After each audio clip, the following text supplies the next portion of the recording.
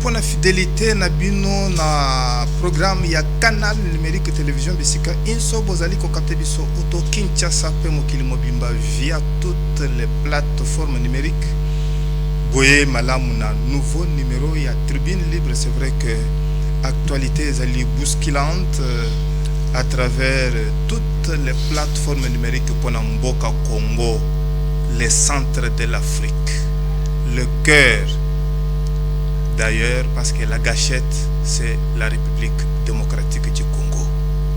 Tozali naba beaucoup taniebele pour na likambulitali kimia na mboka Congo yangonde zali kobenda attention ya ba congolais pris de peu, pourquoi pas les mondialistes ba yebalingi koyeba nini ezali koleka na mboka ena oyo nzambe yemoko azali ko konza de manière particulière.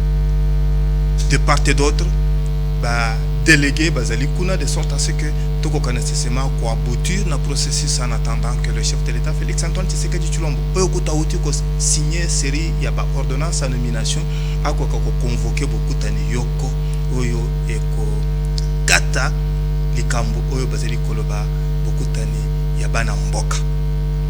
Mais entre temps les singela qui peut toyeba boni maye mazeli koleka à gauche tout comme à droite. Lelo esengeli toyeba tampe toyeba ndaki ko secouer communauté islamique au Congo. Bachaki déjà les commissions en place de sorte à ce que bako koyokan to komi wapi.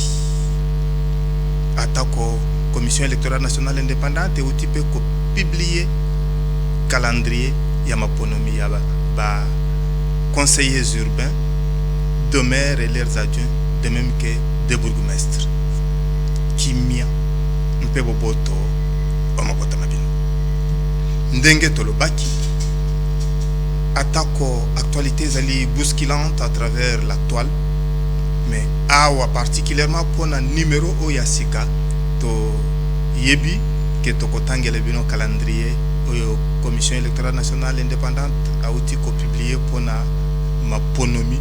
Oyo processus et Kobanda Uto le 15 il y a 8e mois le 15 août du 15 au 28 soit 14 jours jour pour jour Oyo Bakobanda ko recevoir ba candidature et puis bako traiter yango kino le 25 octobre 2025 jour ya proclamation.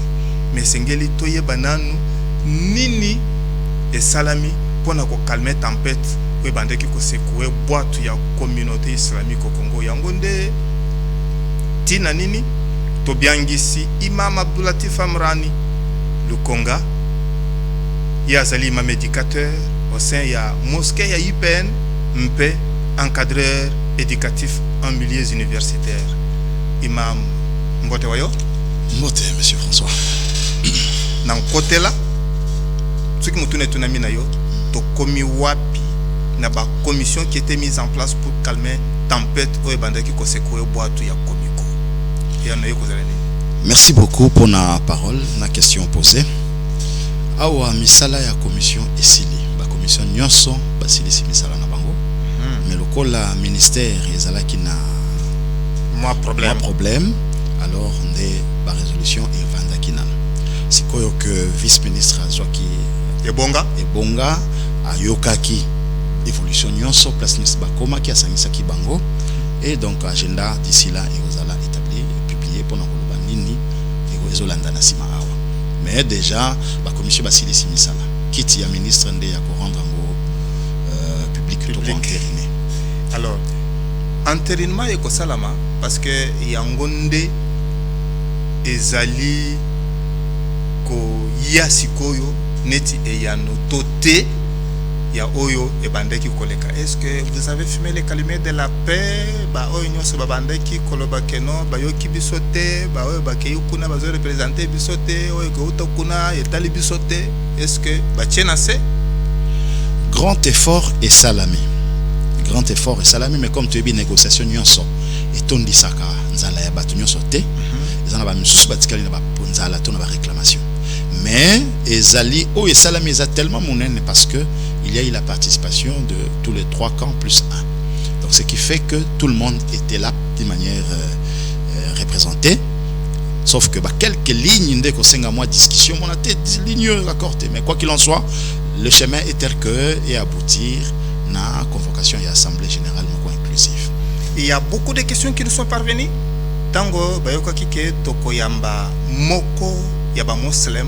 Ok. Pona likambo oyo ya tempête bandaki ko sekoué komiko. Ok. Après entérinement, il y a un ministère qui gère les cultes. Beaucoup ya ko retouché na ngambu na bino ou beaucoup avalé yango tel que ko retoucher na ngambu na biso. Oyo mizo sepelisa ba oyo te ba koloba ke ah oui sengela ki ba bongisa boy. Beaucoup kendo ko bongisa biso to etikali bongo. Non, déjà première étape ici ba yebi déjà et ceux qui wana mais heureusement qu'il y a l'assemblée générale. Donc c'est pour réussir à organiser l'assemblée générale inclusive bangonyo so bazala. Na kati assemblée, c'est un grand travail qui va se faire. C'est là le vif du travail. Et à ce moment-là aussi, on a une clause, un règlement et assemblée, voix de la majorité ainsi de suite, ce qui va passer, ce qui va passer. Ce serait une lutte d'idées, une lutte de propositions. Quitte à chacun de s'armer, de se préparer sa troupe. Ok. Tu commis dans l'assemblée générale. Ok. Tu vendre nan wana momuke. Ok. Pour être bazana mituna bayoka biyan. Ok.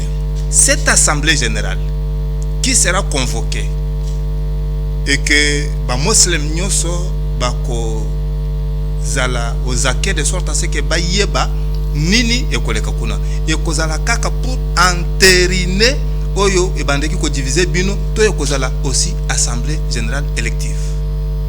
Et ezala aussi assemblée générale élective. D'une part, vouloir entériner oyo kanami awa, ce serait l'influence qu'apportera organisateur assemblée mais ils vont convier des gens, d'autres personnes, d'autres provinces pour l'équilibre des représentations régionales. Alors ces gens-là n'ont pas été dans les travaux et ils apporteront un autre dynamisme, une autre dynamique qui fera que Makambeko peut basculer, quitte à ceux qui voudront que les résolutions et outils dans l'assemblée et à la continuelle. Alors la démocratie nous en sort. Convaincre le peuple, convaincre l'effectif présent, de sorte que accompagner. Là, il faut maintenant des arguments. Et c'est un débat de gens intellectuels, de gens qui sauront s'en sortir. S'ils ont des points de vue à faire passer, ils doivent convaincre la masse. Parce que là, maintenant, ce serait toute la nation.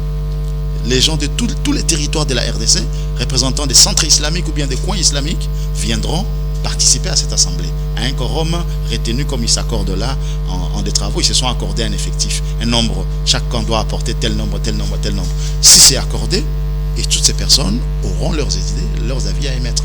Imam Abdoulatif Amran Lukonga, oui, imam éducateur au sein de la mosquée, il y a UPN, mais aussi encadreur éducatif familier universitaire. Ceux qui les alliés à Kobombate, vous trouvez que Oya Malamo ezali tozwa ba nouvelles énergies dans le comité Asika ou bien esengeli ba imposer bino un schéma unique mais peut-être na ngambo politique na mboka tozwa yango awa déjà 1+4 ba imposer bino schéma moko de sorte à ce que bokende na transition en attendant de vraies élections oyo koki koya maintenant na Kenya. Je pense que le camp de transition n'est pas important à ce stade. Ils ont déjà passé plusieurs années. Depuis la transition, c'est la transition. Depuis le conflit en 2018, il est là. Ils ont presque la transition. Il est temps. Et comme c'est déjà envisagé une assemblée générale, je pense qu'on peut aller déjà dans ces rythmes, l'assemblée générale élective, et mettre en place de nouvelles personnes.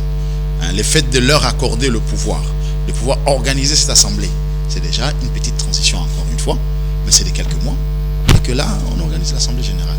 Mais c'est là où il y a des problèmes. Parce que ceux qui déjà bazawana tolo baneti communauté islamique au Congo triumvira yende kosunga biso ngambu yoko ezali bwana Abdallah Mangala Loba, ngambu mususu ezali Mwinyi Muku, ngambu mususu ezali Imam Dibondo. Maintenant là ceux qui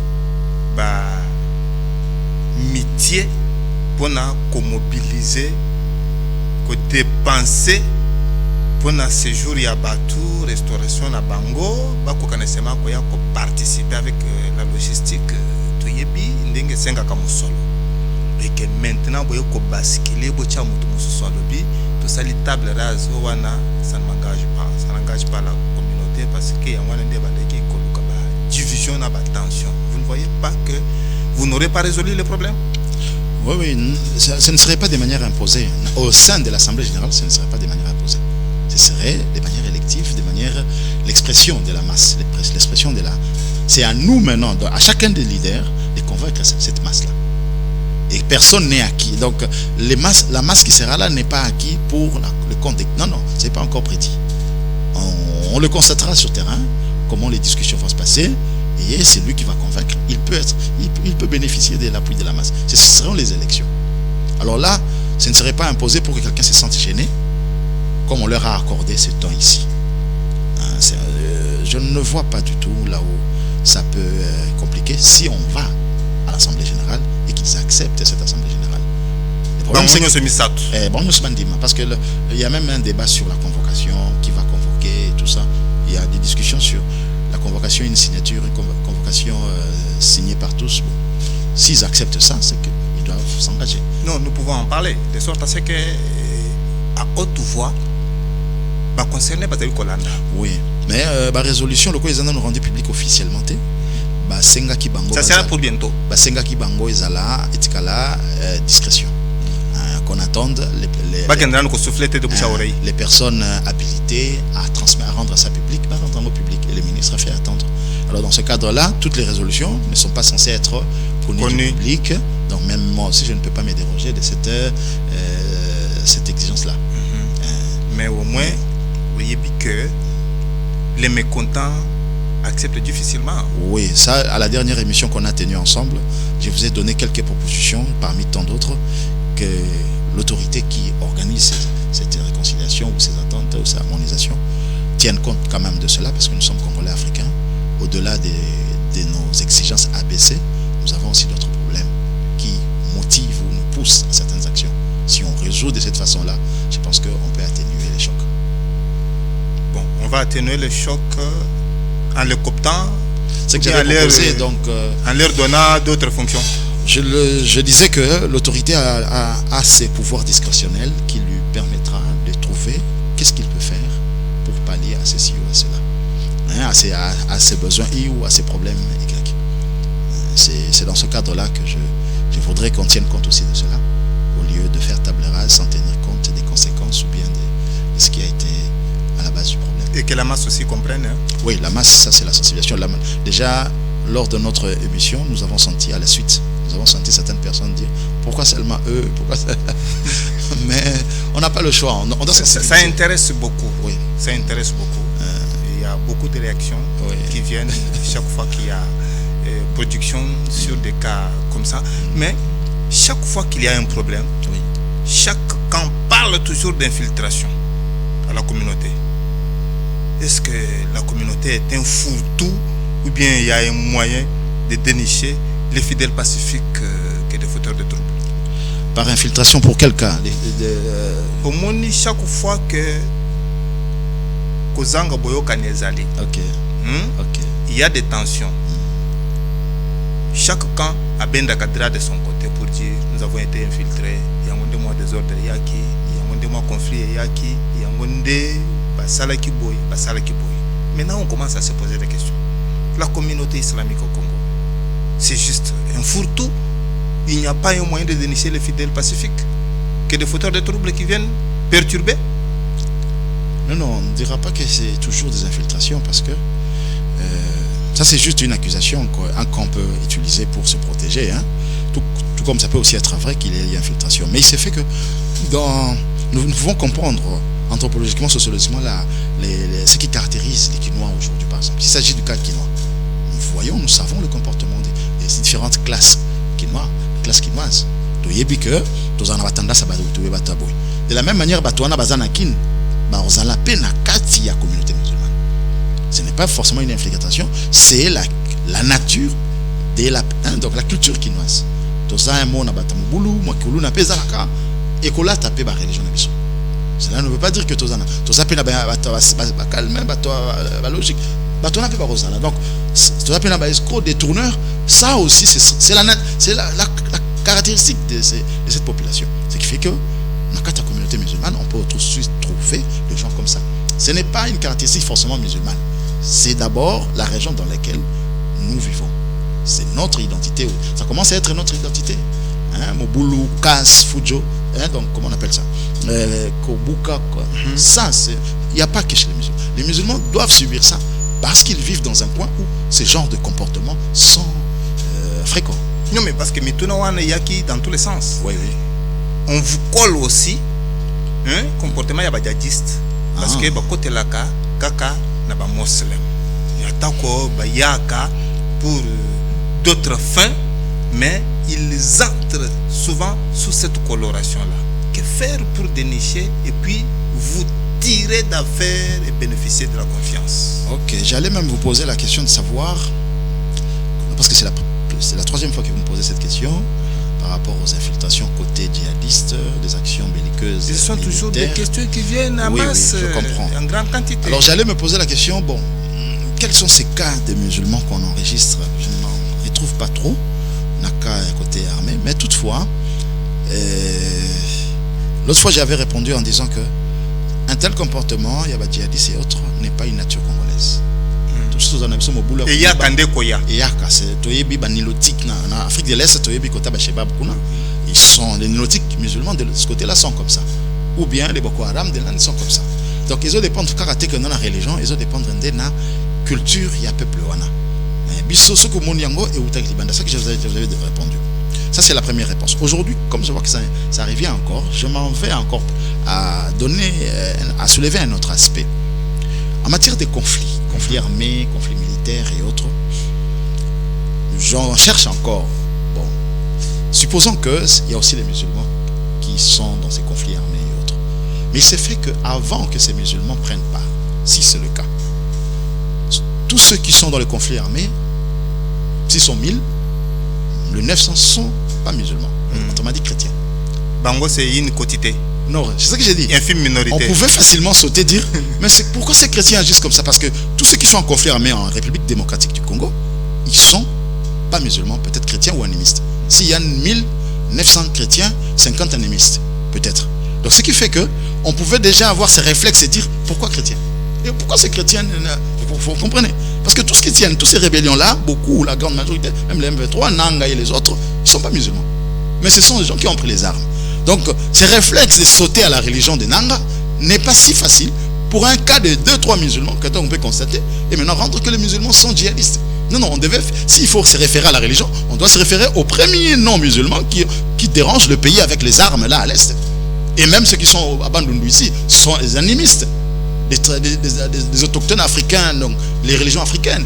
Donc pourquoi pas indexer leur religion, leur doctrine religieuse? Quand il s'agira de quelques 2 cas musulmans, on dit les musulmans. Donc c'est un peu dans ce sens-là. Mais toutefois, je reste dans ma soif de pouvoir savoir quels sont ces musulmans-là qu'on connaît les leaders qui sont dans ces mouvements rebelles, mouvements armés. Je ne connais pas trop. On va y revenir. Merci. Parce que les Camboyo, les alliés Natina, ça nous concerne tous. Kaka pona koluka kimia. Ok. Nde maintenant. Bakoko ya prophète, l'envoyé de Dieu sur la terre, Simon Kimbangu, va se décider bakende na cité sainte Yankamba le mardi 29 juillet 2025 kokutana na kulutu na bango Simon Kimbangu Kiangani na cadre familial boyeba koka kobongisa makambo soki ezali yambwete implication religieuse ekoka koya talatina nini to tunaki mutuna na Christophe Kisolokele koko ya Simon Kimbangu pona koyeba quelles sont les garanties bazokende nango na Nkamba et est-ce que basi ba yokani bango na bango pona koyeba oyo bazali kokende kosala kuna alobi bazokende d'abord na cadre familial na kimia Tomo yoka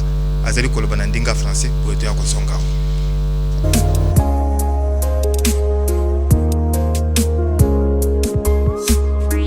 êtes un des dirigeants de l'église kimbanguiste. L'on parle déjà de cette rencontre de mardi 29 juillet 2025, comme le compte à rebours a déjà commencé, dans le sens de la réconciliation de la communauté kimbanguiste. Dites-nous clairement comment ça va d'abord se passer ces jours-là. C'est simple, nous avons fait beaucoup de démarches pendant tout ce temps-là, pendant les 23 ans. Nous avons mené beaucoup de démarches de rapprochement pour que nous puissions nous retrouver et discuter, mais toutes nos démarches ont fini par échouer. C'est pourquoi cette année nous avons dit que 23 ans c'est trop. Alors on a dit que bon, on va essayer de mettre un terme à ce problème. Nous allons aller à Nkamba directement discuter avec Papa Simon. Et étant donné qu'il y a une confusion entre notre démarche et l'Église, parce que l'Église dit que nous n'avons pas le droit de venir à Nkamba, tout ça. Alors on dit, nous on a dit qu'on met l'Église de côté, nous allons parler en famille telle que nos pères nous ont recommandé. On va se mettre en famille, on va discuter, on va arranger les problèmes qu'il y a, si on arrange les problèmes, et après, si Papa Simon, en tant que chef de l'Église, a une démarche à faire auprès de l'Église, ça sera sa charge à lui, ce ne sera pas la nôtre. Nous, au moins, on veut réparer ce qui a été brisé, ce qui a été cassé, et réparer ça dans un cadre familial. Donc nous discutons en tant que famille et le reste on va voir après. On comprend que c'est une délégation qui sera en Nkamba le mardi 29 juillet 2025, sauf modification de dernière minute. Mais quelles sont les garanties que vous avez, même du point de vue sécuritaire? Nous on vient dans un cadre d'abord familial. On vient voir l'aîné, l'aîné des petits enfants de Papa Simon Kimbangu, et qui est en même temps le chef de famille en fait. On vient voir notre chef de famille pour que nous puissions discuter et qu'on trouve un compromis par rapport à toute cette situation qui nous divise. Maintenant, du point de vue sécuritaire, c'est déjà nous qui venons et nous allons prendre, c'est pas beaucoup de gens, c'est pas des délégations, c'est pas des fidèles, tout, non. Il n'y a que nous qui venons avec une sécurité restreinte qui nous permet d'aller là-bas. Je pense que nous venons pas pour créer une guerre ou quoi que ce soit. L'Église a dit une chose, mais nous, en tant que famille, nous disons autre chose. Nous disons que nous voulons nous retrouver, discuter. Et après, parce que le corps de notre grand-père est en Nkamba. Le corps de Papa Kisolokele, de Papa de Lungane et de Papa de Ngenda, c'est en Nkamba. Le corps de deux de nos mamans sont en Nkamba. Donc, nous avons le droit d'aller nous incliner, sur leur tombe, c'est la moindre des choses. Et puis, nous avons le droit d'aller au Kilongo de Papa Simon Kimbangu. C'est notre droit le plus légitime. Et là, on n'a pas besoin d'être chrétien kimbanguiste, c'est parce que c'est la famille. C'est la famille, c'est notre famille. Notre grand-père, nos pères. Nous avons le droit d'aller les voir. Et c'est dans ce cadre-là, nous avons dit, on met de côté toutes les considérations de l'Église. Nous allons en tant que famille, on discute en tant que famille avec notre frère, avec une petite délégation que nous serons, et évidemment la sécurité que nous avons sollicité aussi, qu'on nous accompagne par la sécurité pour qu'on puisse garantir qu'il n'y aura pas d'excès, il n'y aura pas d'abus, il n'y aura pas de violence vis-à-vis de nous, parce que nous ne venons pas dans un cadre de violence, nous venons dans la paix.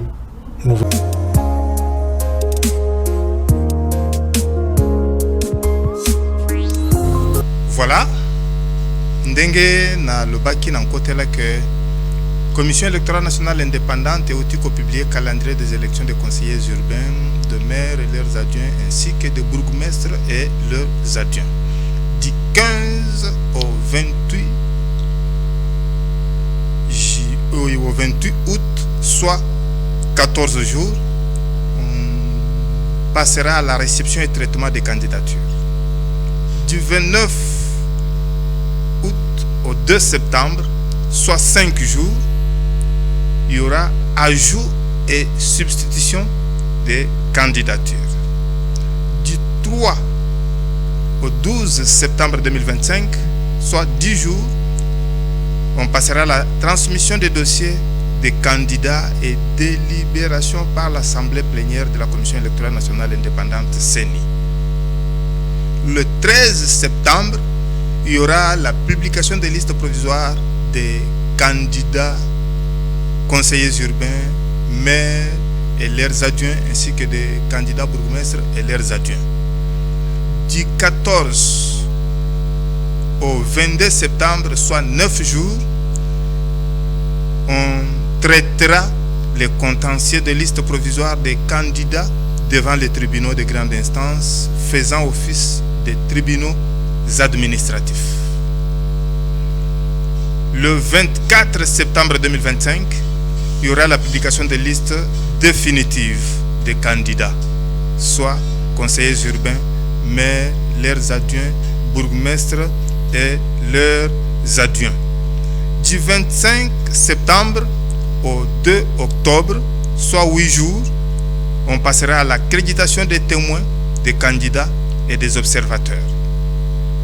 Du 5 au 7 octobre, soit 3 jours, ça sera la campagne électorale pour les candidats conseillers urbains, maires et leurs adjoints, bourgmestres et leurs adjoints. Le 9 octobre, élection et affichage de résultats à travers les bureaux de vote. Du 11 au 25 octobre, ça sera le temps des recours et contentieux. Et le 25 octobre, ça sera la publication de proclamation proprement dite. Imam Abdoulatif Amran Lukonga, il y a aux imam éducateurs au sein, il y a mosquée, il y a UPN, mais aussi encadreur éducatif en milieu universitaire.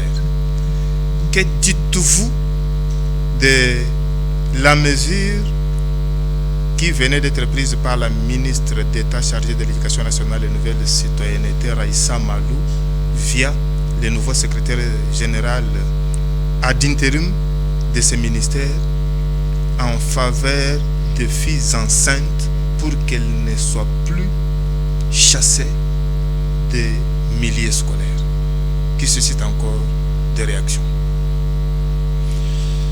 Merci beaucoup pour cette question.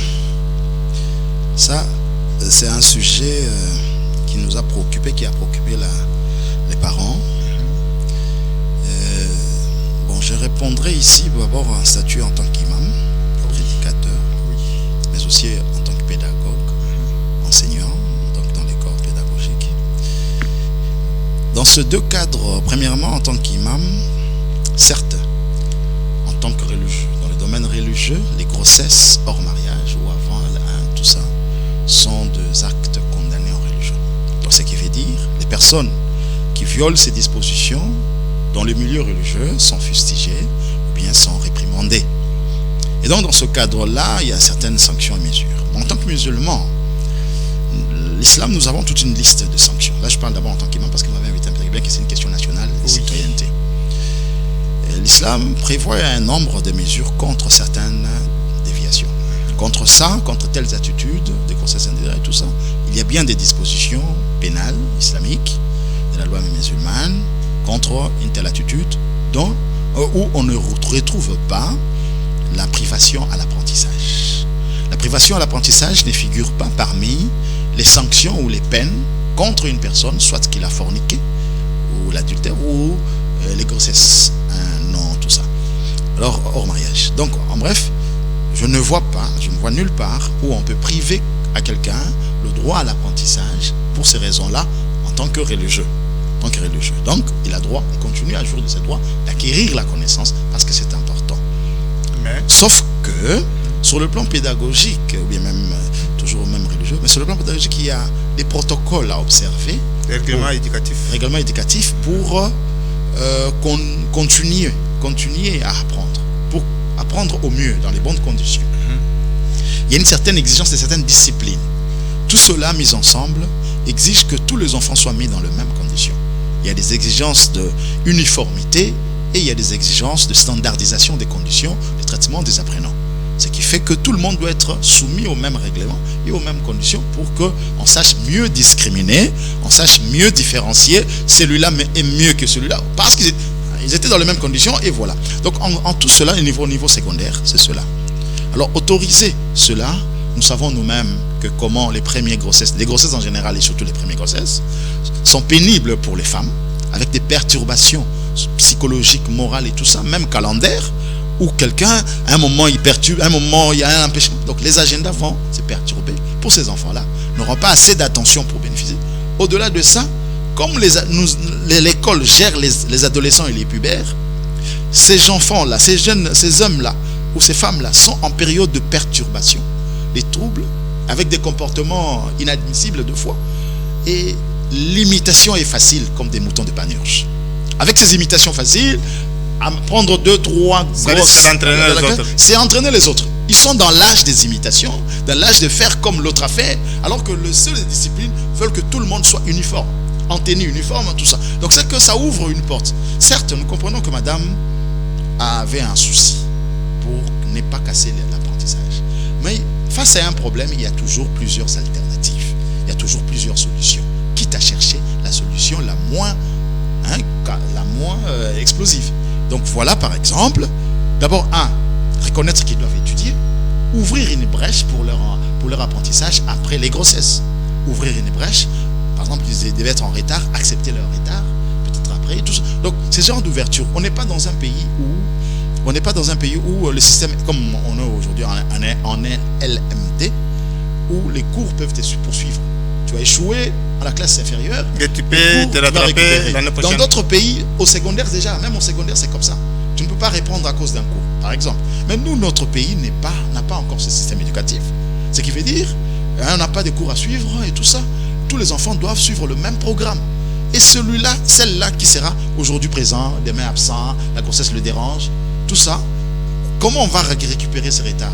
Vous savez que dans notre école, dans notre pays ici, chasser l'enfant de l'école, même pour les minervales, n'est pas prévu dans la loi. La loi congolaise n'autorise pas chasser l'enfant pour les minervales. Ça, c'est encore dans les textes. Ce qui s'applique, c'est juste la violation des lois. Tout ce que les écoles font, c'est en violation des dispositions. L'école prévoit juste de retenir. Pourquoi la loi prévoit cela? Parce que la loi sait que le programme national est prévu pour un nombre de jours, des matières prévues, chaque matière de chaque séance est suivie en chaque période, chaque trimestre, jusqu'à ce qu'on arrive à la fin. Toutes ces matières doivent être bénéfiques à l'enfant, doivent profiter à l'enfant. Et l'enfant, les absences dues parce qu'il n'a pas payé perturberaient l'accumulation ou bien le bénéfice de ces matières. Alors voilà pourquoi la loi ne prévoit pas ça. Bien que ça complique les écoles privées, cette manière de faire, cette loi, mais on doit faire bénéficier à l'enfant toute la matière prévue en l'année. Alors celui qui est en grossesse a déjà des jours d'absence vu les perturbations qu'elle a. Mais comment récupérer ça? L'école n'a pas prévu les cours de récupération, n'a pas prévu les années. Donc tout cela, vous comprenez qu'il y a beaucoup de choses à faire. Avant de prendre les telles décisions, on doit voir nous sommes dans quel système et choisir d'autres options au lieu de prendre une décision comme ça. Au-delà du fait que ça va encourager les jeunes, les adolescents qu'on encadre difficilement, qu'on gère difficilement, à suivre les exemples de ces 2-3 amis en classe en grossesse. Voilà un peu ce que je peux dire là-dessus. Nous y reviendrons avec d'autres responsables éducatifs. C'est vrai, Ndengo évoquait que chasser l'enfant des milieux scolaires n'est pas prévu dans la loi. C'est maintenant ce qui est en train de faire débat parce que près de 4580 finalistes n'ont pas passé les tests évaluatifs qui venaient de se passer ici. Ce qui est évoqué ou dénoncé par le président provincial de l'ANAPECO Ituri et qui demande à ce que les autorités scolaires puissent organiser une session spéciale pour ces enfants-là qui avaient fui les combats entre les FRDC et les éléments de Thomas Lubanga dans les 3 coins de la province de l'Ituri. C'est donc une affaire à suivre. Merci. Ouvrons une page politique parce que vous êtes Congolais pris de paix. Que dites-vous de l'accord de paix que notre Congo venait de signer à Washington avec le Rwanda sous l'égide des États-Unis d'Amérique, ainsi que la déclaration de principe que les délégués du gouvernement souminois venaient de signer le week-end face aux délégués de M23 à Doha, au moment où certains pensaient qu'il fallait que nous puissions nous accrocher à la résolution 2773 qui contraint le Rwanda à retirer ses troupes des territoires congolais.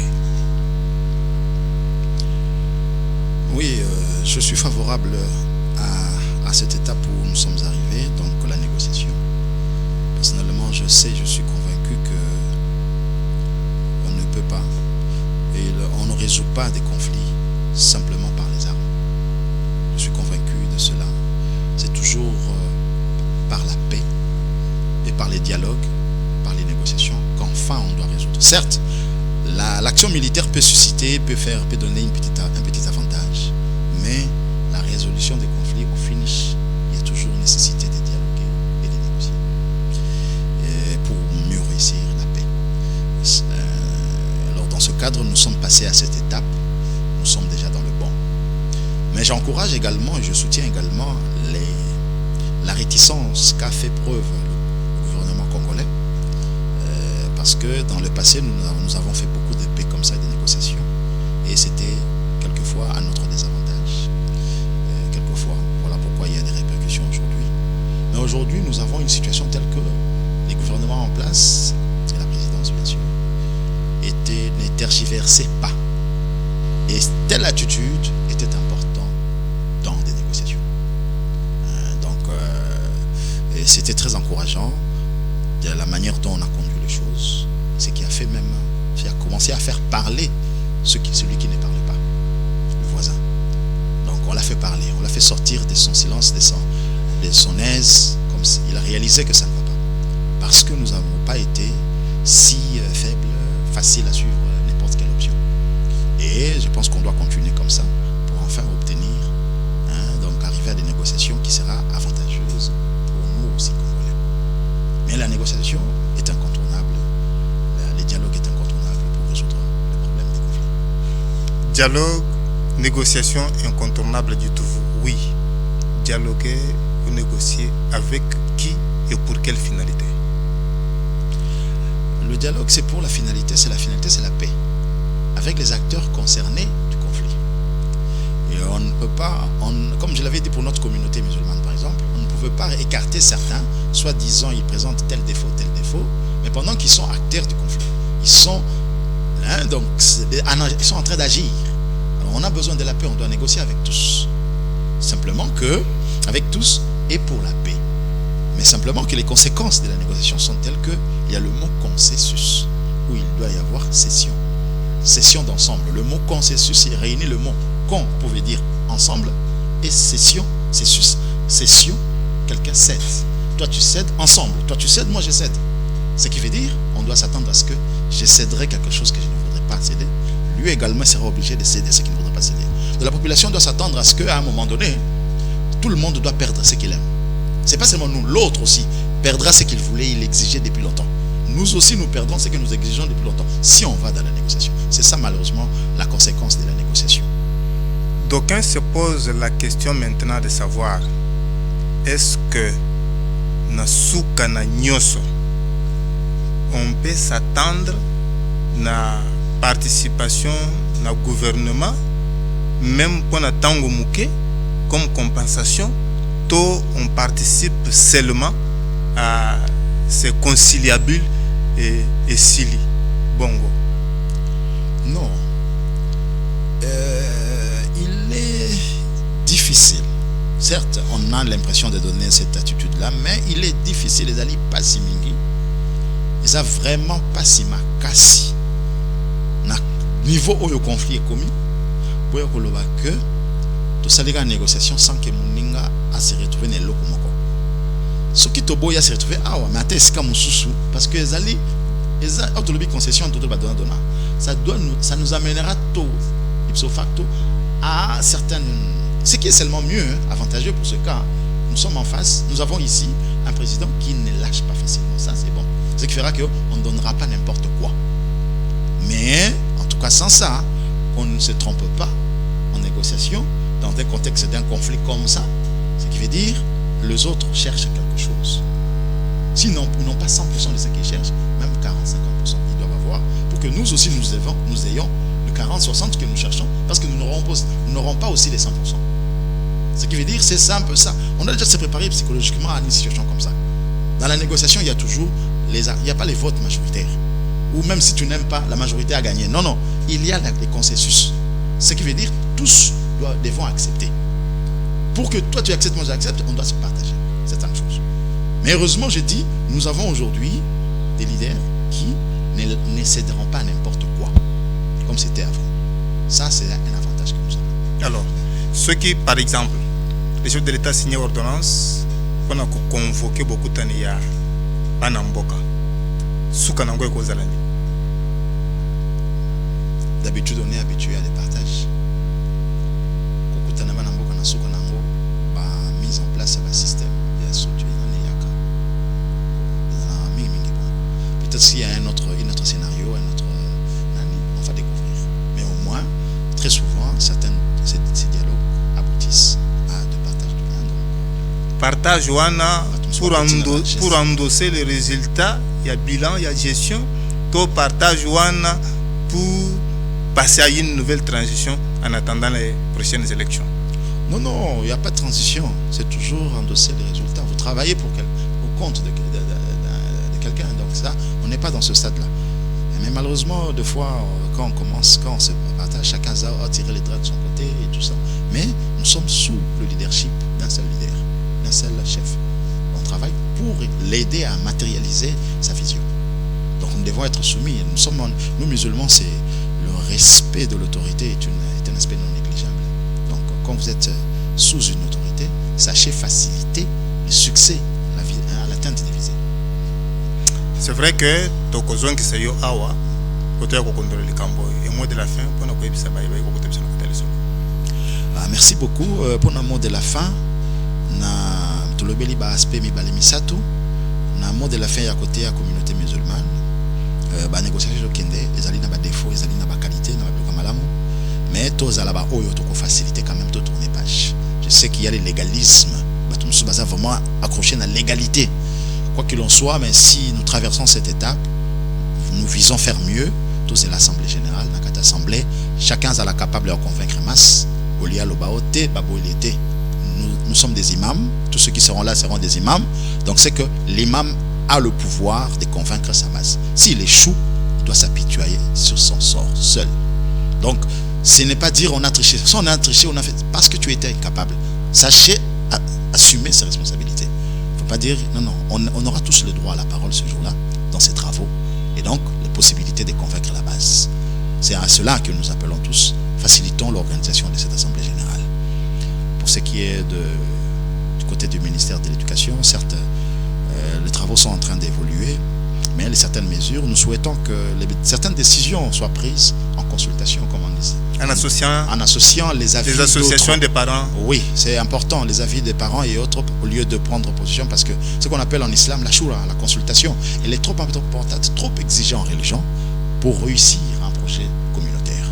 Alors ça, c'est un conseil pour côté ministère et le ministère de l'Éducation. Et pour nos négociations, le point qu'on a trouvé, on a touché, les négociations qui sont en cours, nous sommes en train d'évoluer dans ces négociations. Pour la paix durable.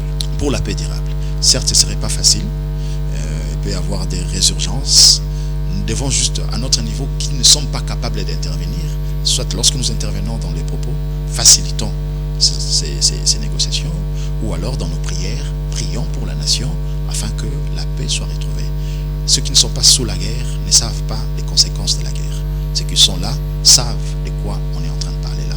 Et ils préfèrent que la paix soit revenue le plus tôt possible que de continuer dans ce genre de situation de conflit.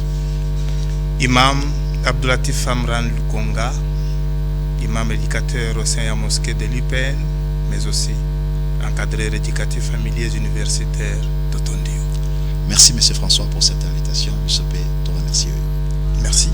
Et tikali nanga ope kotonda bino botondi bino banso baye bozalaki na biso elongo na kombo ya Daniel Chisungu, Dadi Mukunku, Jeff Azam, Firandongala, Guillaume Mubenga, mingi bino baye bozali kotambola na bendela ntomba Kongo na mitema na bino, François Mukanda tondi bino, mais Keba na likambo zali kosala parce que vous avez que c'est parce que vous avez une parcelle de pouvoir il y a un et pesamelio ko sala bongo parce que vous avez futa il y a un komi ko kotsa bangulu parce que vous allez ko sala sécurité il y a un komi ko sala ba dérapage mituna ce que vous allez ko sala les allez pona ntomba Kongo tokutani mbalasima. Merci beaucoup.